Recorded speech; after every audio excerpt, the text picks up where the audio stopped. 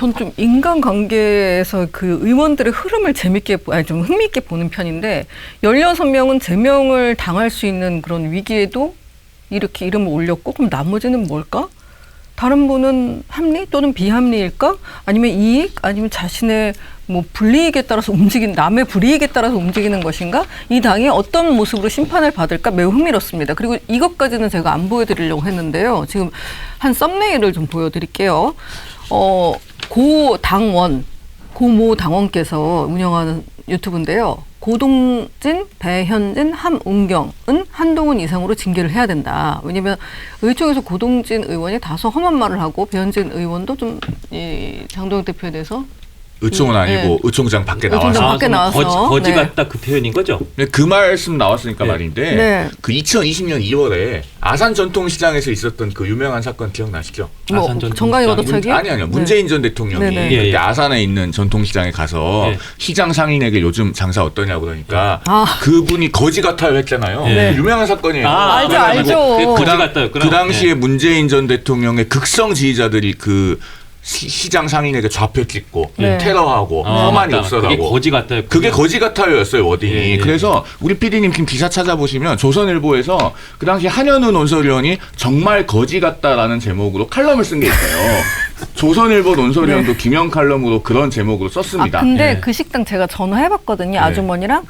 너무 대박 났대요. 처음엔 불매운동 하는데 전국에서 택배 주문이 쏟아져가지고 뭐 대박 나셨다고 하더라고요. 지금 저기 네. 나오네요. 그죠? 정말 네. 거지 같다. 네, 야, 그러니까 정확히 네네. 이제 저 한현우 논설위원은 저희 조선일보 입사 동기로 저랑 무척 친한 동기인데 글 잘 씁니다. 그러니까 네. 거지 같아요는 욕설이 아닙니다. 아. 그리고 우리 국민의힘은 그 당시에 2020년 2월에 그 거지 같아요라고 울분을 토로한 시장 상인의 편이었다. 네. 제가 그 말씀 좀 드리고 가겠습니다. 그게 참 그 소위 운동권이라든지 네.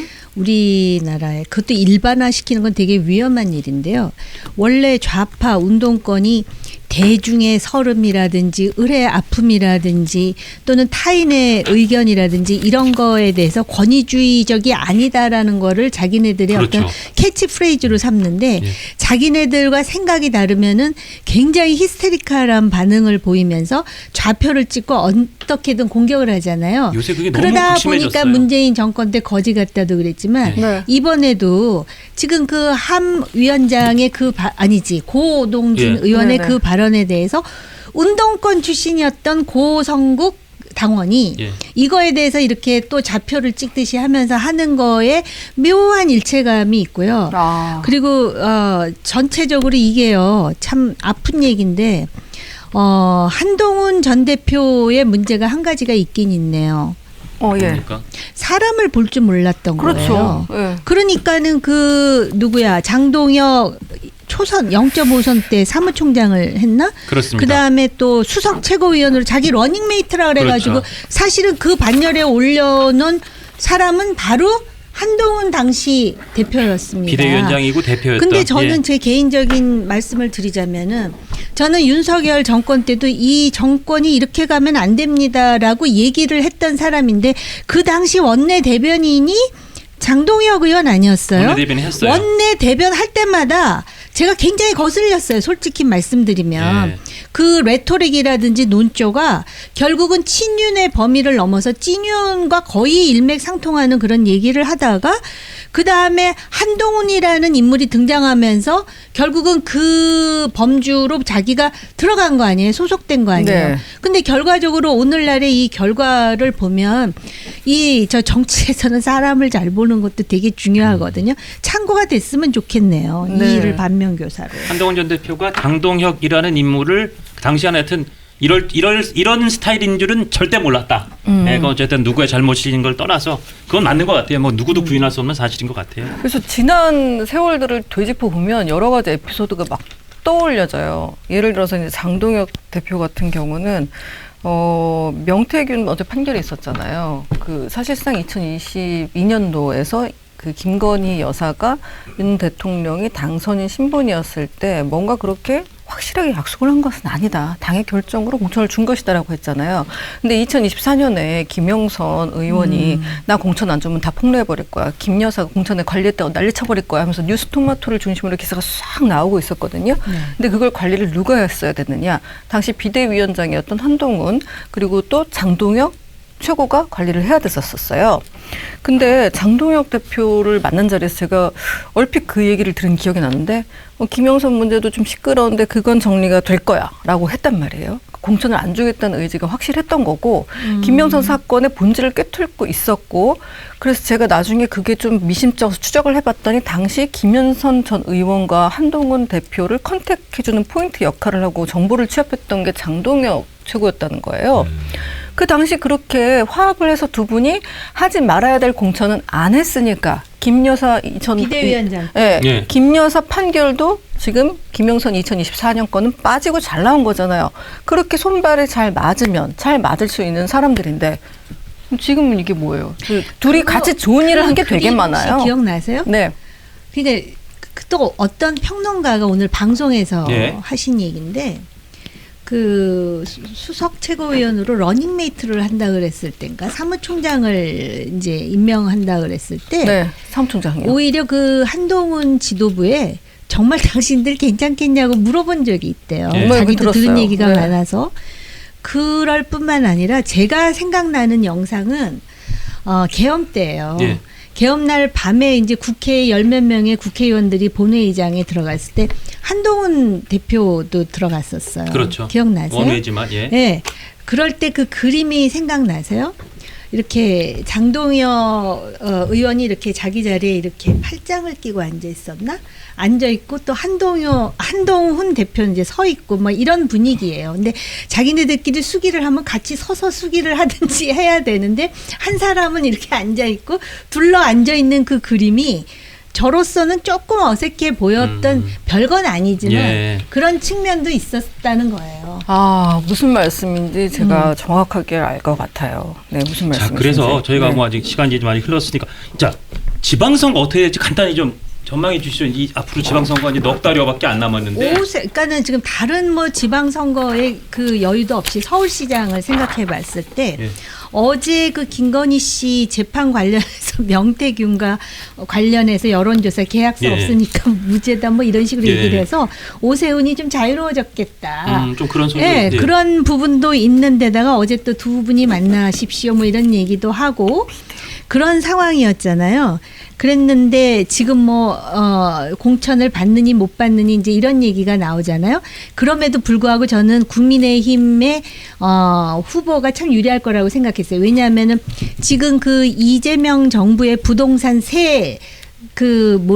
보유세든 아니면 양도세든 이게 만만치 않을 거라고 생각했는데 예. 오늘 아주 대규모 또 공급 정책을 내놨더라고요. 네. 이런 상황에서 지금 뭐 오세훈을 날리고 누구를 세우느니 벌써 얘기 다 도는 거 아니에요. 예, 예. 이렇게 되면 과연 지방선거 사실 길다면 길지만 얼마 안 남았거든요. 예. 지금 봐서는 오늘 열리면은 뭐 끝난 거죠.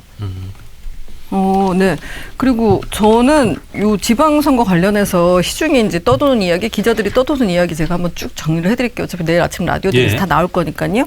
이제 한동훈 대표가 제명당하면서 이제 지방선거까지 갖은 이슈가 나오는데 그 이슈와 더불어 이것도 한 축이 될 것이다. 왜냐하면 이 사람이 어떤 선택을 할 것이냐, 나올 것이냐, 말 것이냐를 가지고 계속 얘기를 하게 될 것인데 서울시장도 이슈가 되고 대구시장도 걸면 또 이슈가 되고 부산시장도 걸면 이슈가 되는 거예요. 그래서 서울시장 같은 경우는 고 당원님의 픽인 나경원 의원이나 신동욱 의원이 나오게 된다면 거기가 픽이에요? 예, 친한계는 서초을이 너무 탐난다. 이제 한동훈이 거길 나갈 수가 있다. 뭐 그런 분위기가 글이 정말 많아요. 정말 너무너무 많아요. 한 일주일 전부터 계속 나오고 있었어요.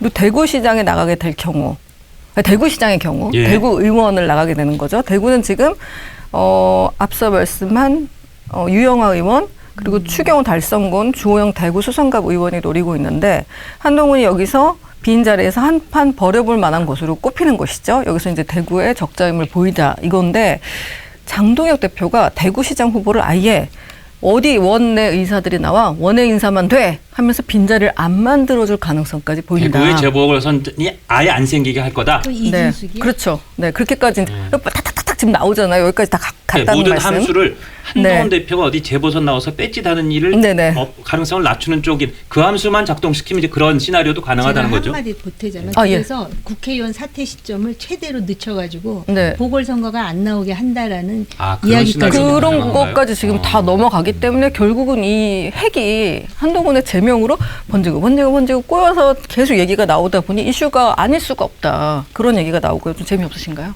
아니요. 괜찮으세요? 중요한 문제죠. 아, 네. 예, 뭐 그런데 네. 이제 그런 인위적인 방법을 네. 쓰면은 당연히 국민들 눈에는 매우 부자연스럽게 보일 것이고 그러니까요. 그거에 대한 후과는 감당해야 될 거예요. 그러니까 그리고 이제 우리 장 대표 잘해야 돼요. 보궐선거가 영원히 없어지는 게 아니잖아요. 네. 그렇게 하면 이제 2027년 4월에 있는 거니까 네. 10달 정도 늦춰질 뿐인데 결국에는 뭐 한동훈 전 대표가 정치적 선택을 받을 기회 자체를 봉쇄할 수는 없을 것이다. 네. 저는 그렇게 봅니다. 근데 제 이 이슈 던지는 게 재밌으신가 봐요. 3만 분 넘게 접속해 주시고 계십니다. 부산 좋아요는 지역 어떻게 돼요? 네? 좋아요를 좋아요요. 1000 당연히 넘었죠. 우리 의원님이 계신데 좀 이따 2000 자 될 오늘 거예요. 2000 찍어주시죠. 우리 정호김 의원님하고 송영원 네. 변호사님하고 아, 왜 이렇게 세속적인지 죄송해요. 아니요, 이거 아니 이게 저희보다 돈이 더 관심 가져서 감사합니다. 건 아니지만 우리 국장님이 말씀하시는 대로 항상 이 좋아요가 알고리즘에 반응을 그럼요. 해서 저희를 이제 널리 퍼뜨려 줄 수 있기 때문에 저희는 그래서 좋아합니다. 또 부산 같은 경우는 전재수 의원의 자리에서 조국과 한판 승부를 붙일 수 있다. 근데 이제 박수영 의원이 출마를 하면 박수영 지역구가 된다. 그러면은 이제 뭐 아무튼 진짜 이게 재밌어요. 거론되는 네. 한동훈 전 대표가 무소속으로 네. 재보선에 출마한다면 가능한 지역구 스토리가 이제 이런 게 된다. 일종의 뭐 네.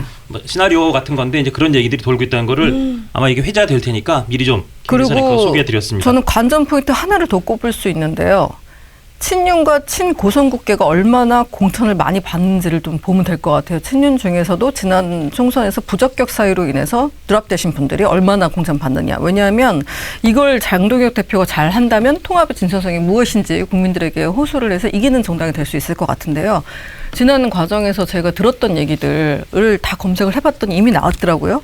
이철규 의원이 고성국계로 분류되는 이익선 기상캐스터와 백현주 문화평론가 그분을 굉장히 혹시 그 국악방송 사장하셨던 분인가요? 굉장히 비례대표 맞아요. 안정권에 넣으려고 압력이 너무 폭발했는데 그거를 어떻게 서초에 공천을 주냐, 어떻게 비례대표 상위권에 주냐, 국민의 뜻을 대변하냐 하면서 한동훈 대표와 충돌을 했던 걸로 알아요. 그래서 그때 고성국 당원이 굉장히 이제 불편한 마음을 가졌던 걸로 아는데 이분들이 이제 뭐 지자체장 하시거나 뭐 이런 뭐 진정성 알겠습니다 이렇게 되는 거죠.